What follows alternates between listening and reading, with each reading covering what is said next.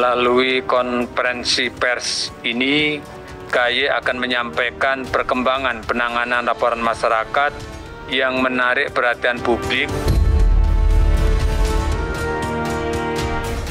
KAY juga telah menjadwalkan pemantauan kasus pencemaran nama baik yang melibatkan 2 advokat di Jakarta Utara.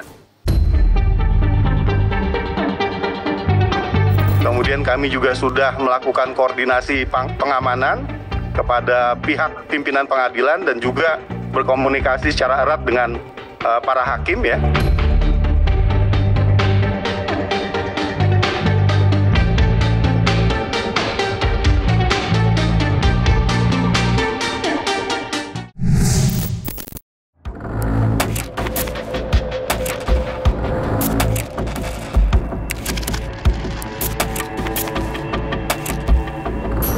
Polemik persidangan antara 2 advokat ternama, yakni Rasman Arif Nasution dan Hotman Paris Hutapea, memang telah memancing perdebatan sengit.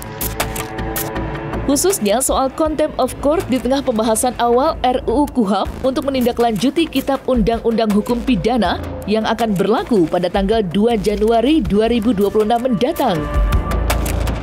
Dan saat ini, kisruh tersebut lagi-lagi memancing reaksi dari lembaga tinggi negara. Kali ini, reaksi datang dari Komisi Yudisial. Ia dalam konferensi pers virtual yang diselenggarakan pada tanggal 12 Februari 2025, Komisi Yudisial mengaku akan menurunkan tim untuk melakukan pemantauan secara langsung.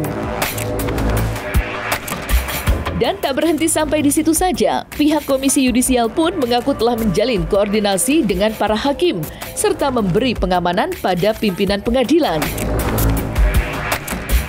Lantas, seperti apa penjelasan perwakilan Komisi Yudisial terkait hal itu?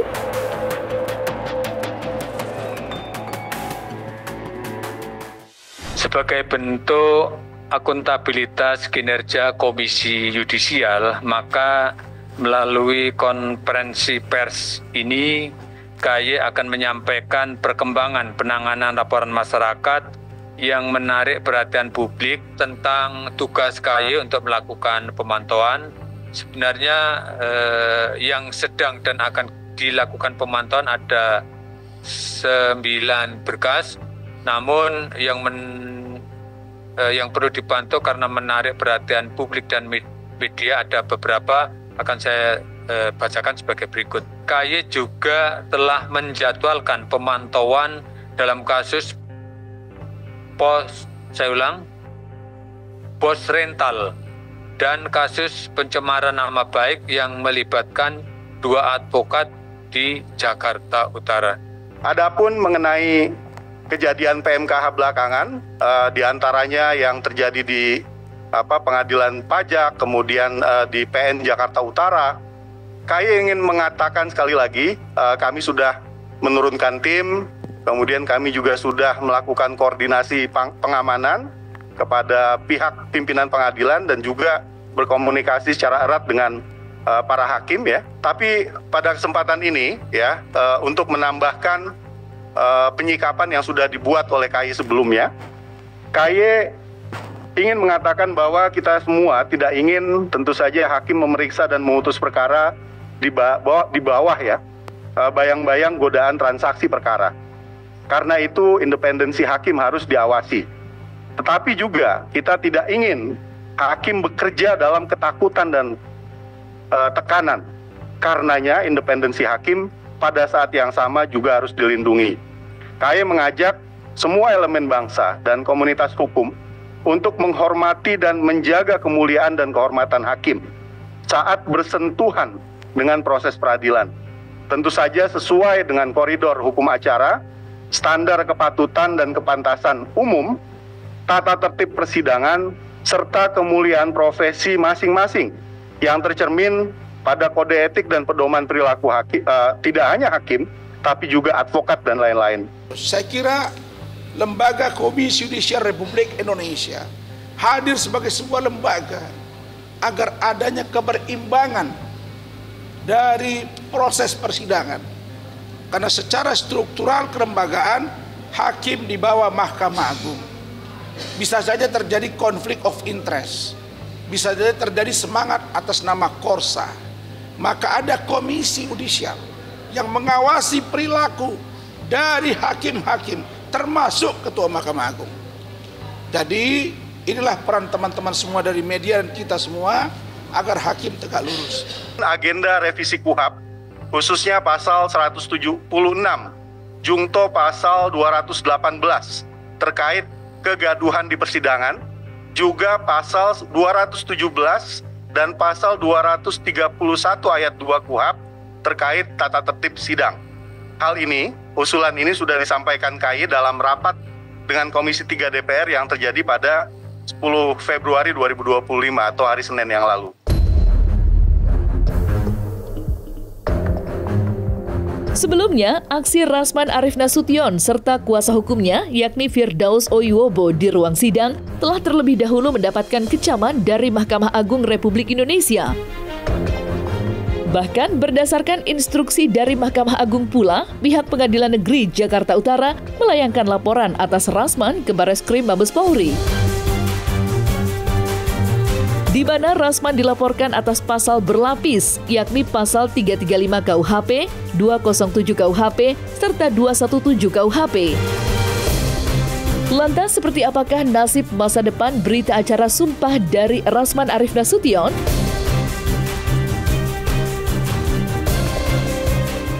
Ya bukan instruksi, ini udah perintah. Ya perintah Mahkamah Agung sendiri. Jadi atas kejadian itu kami juga nggak diam. Kami kan punya bapak, punya pengadilan tinggi, kita ke pengadilan tinggi, kita ke Mahkamah Agung. Kita seperti itu. Ini atas nama lembaga. Jadi ada perintah seperti itu. Ya. Yang dilaporkan adalah Dr. Haji Rasman Arief Nasution, ya, dan kawan-kawan. Dan kawan-kawan tentunya. Ya betul, jelas kegaduhan yang terjadi dalam ruang sidang, baik yang selama diskoros maupun selama persidangan berjalan. Pasal yang saya laporkan ada 3, yaitu 335 KUHP, 207 KUHP, dan 217 KUHP.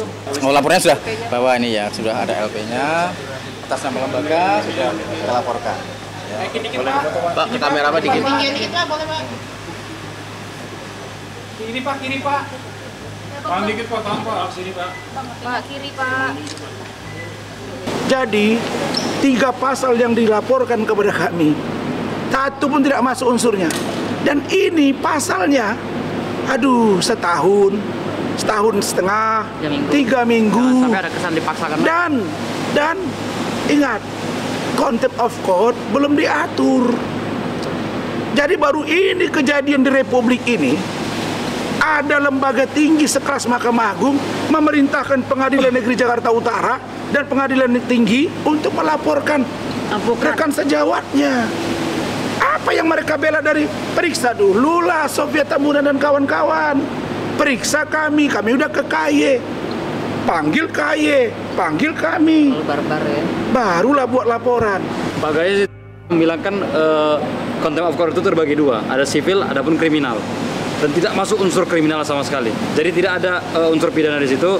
Jadi sangat disayangkan, Pak Gaya Solomon sangat menyayangkan. Dilaporkan? Iya, sangat dilaporkan ke pihak kepolisian. Kalau itu terjadi di Singapura, ya, atau di Inggris atau di Amerika, hakim berhak langsung perintahkan dari meja sidang, tahan tanpa ada BAP segala macam. Itulah undang-undang itu langsung hak minit itu juga ditahan. Cuma di kita belum ada undang-undang contempt of court. Ini kan akhirnya yang dilaporkan adalah gerombolan pengacara yang memang nggak pakai adab, kan begitu kan yang dilaporkan. Jadi kita nggak tahu siapa-siapanya, tapi memang kemudian ini mengarah kepada mereka yang bikin gaduh di persidangan, mereka yang melakukan contempt of court, pelecehan di persidangan, pelecehan di pengadilan, kemudian mereka juga yang menghina hakim. Gitu. Jadi kalau kita lihat dari gambar apa yang terjadi pada saat terjadi kericuan di sidang yang lalu kemarin itu memang ada penghinaan terhadap hakim juga ada.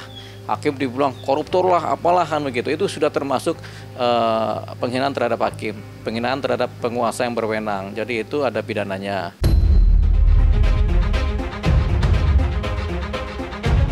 Sementara itu, huru-hara yang kini tersisa dari persidangan lalu nampaknya tidak memberikan dampak besar terhadap agenda sidang lanjutan yang dikabarnya akan diselenggarakan pada tanggal 20 Februari 2025 mendatang. Ya, sampai sejauh ini, baik Mahkamah Agung maupun Pengadilan Negeri Jakarta Utara belum memberikan pernyataan apa-apa soal tuntutan pergantian hakim yang keras diserukan oleh Rasman Arief Nasution. Lantas, bagaimana dengan tuntutan lain dari Rasman? Mungkinkah sidang lanjutan akan digelar secara terbuka? Seperti apa yang diinginkan Rasman Arief Nasution? Ini adalah kewenangan hakim. Jadi hakim yang berwenang menentukan ini sidang terbuka atau sidang tertutup. Pada prinsipnya semua sidang adalah terbuka, kecuali majelis hakim atau ketua majelis hakim menentukan bahwasanya ini sidang tertutup. Kewenangan menentukan sidang terbuka dan sidang tertutup hanya ada dipegang oleh ketua majelis hakim berdasarkan pertimbangan yang mereka punya dan berdasarkan masukan-masukan dari baik pihak pengacara, pihak korban maupun baik dari pihak jaksa. Tapi hakim yang punya wewenang. Ketika hakim sudah bilang ini sidang harus tertutup, ya tertutuplah sidang. Kita bisa memohon supaya terbuka, tapi hakim bilang tertutup, ya tertutuplah sidang. Kita harus patuh dan hormat terhadap apa yang sudah diputuskan hakim selama proses sidang. Ya sudah, kami akan hadapi. Dan jangan lupa ya, kami tetap pada pendirian hakim diganti. Itu jelas ya? Ya, betul. Harus. Dan harus live. Di luar itu harus juga terbuka. Tidak boleh tertutup. Tidak ada di situ video porno. Kami hanya mau buktikan benar tidak iklim hakim mengaku ke saya pelecehan. Benar tidak ada chattingan Hotman. Ingat ya, kok hakimnya sempit cara berpikirnya. Yang disebut pelecehan seksual itu ada dua. Verbal, non-verbal. Gitu loh, Mas? Ya, betul. Masa sih Anda tidak mengerti? Verbal, non-verbal apa? Ya. Jadi ini bukan anak di bawah umur. Ya tetap persidangan jalan ya, karena SK basnya si Firdaus kan belum dibatalkan oleh Mahkamah Agung. Dia sudah loncat ke organisasi pengacara lain, sangat menyedihkan ya. Tapi nanti tanggal 20 kita lihat apakah dia masih ngotot untuk sidang terbuka, apakah dia akan marah-marah lagi. Kalau marah-marah lagi, harusnya polisi bisa langsung menahan karena itu sudah ibarat OTT itu loh.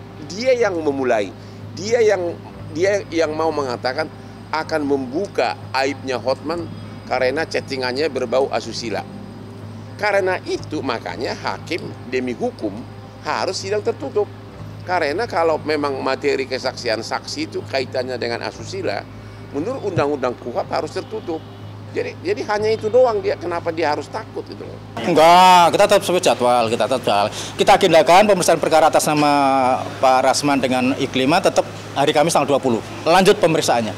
Ganti hakim kan itu permohonan dari terdakwa, silahkan aja. Ada nggak alasan untuk mengganti hakimnya seperti itu? Kan seperti itu, ya. Jadi kami juga tidak bisa menentukan harus diganti tidaknya, ya. Masih tetap berjalan. Tak dapat dipungkiri memang, kisruh panas yang terjadi antara Rasman Arief Nasution dan Hotman Paris Hutapea memang telah memancing perdebatan sengit, serta maraknya silang pendapat. Ya, di satu sisi ada yang begitu menyayangkan sikap Rasman Arief Nasution dan tim kuasa hukumnya di ruang sidang. Namun, di lain sisi, tak sedikit pula yang menyerukan bahwa tidak akan ada asap bila tidak ada api.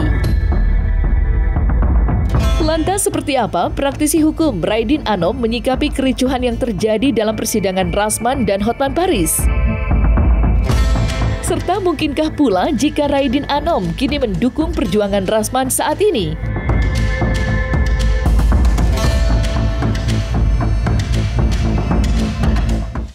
Melalui Undang-Undang Advokat ya, nomor 18 2003 juga dipanggil secara hukum bahwa advokat sebagai pihak yang melakukan pembelaan terhadap kliennya. Mereka juga memang tidak boleh melakukan satu tindakan kegaduhan, tetapi mereka mestinya tidak bisa dipidanakan karena mereka para pihak yang diundang oleh undang-undang tadi melakukan pembelaan. Ya, tentu harus semua diperiksa kode etiknya. Tapi kalau lihat dalam peristiwa hukumnya tadi saya bilang, ada timbul pertanyaan, apakah setiap orang yang melakukan ya penghinaan baik melalui perkataan, perbuatan maupun tulisan tadi hanya penonton, hanya wartawan, hanya lawyer yang diberlakukan pasal itu? Oh tidak, semua pihak termasuk hakim. Nah, dari peristiwa hukum tadi saya melihat apakah pengadilan merasa bahwa gedung peradilan itu miliknya. Ada satu pemahaman begini, siapa yang memicu, membuat kegaduhan. Nah, kita lihat siapa pemicunya sebenarnya, sehingga terjadi kegaduhan di ruang itu. Hakim pertama persidangan itu dia ketok palu bahwa mengatakan sidang dibuka untuk umum. Nah, artinya untuk umum bukan berarti untuk orang yang di situ, apalagi kan kasus ini viral. Bahkan ibu-ibu di rumah nonton, bahkan Presiden Prabowo juga nonton. Diberi ruang oleh hakim saat itu. Tetapi pada proses persidangan berikutnya, lalu tiba-tiba hakim tanpa angin, tanpa hujan, tanpa permohonan dari pihak manapun, menggunakan kegalauan pikirannya itu untuk langsung memutuskan, mencabut dengan sendirinya bahwa sidang tertutup untuk umum.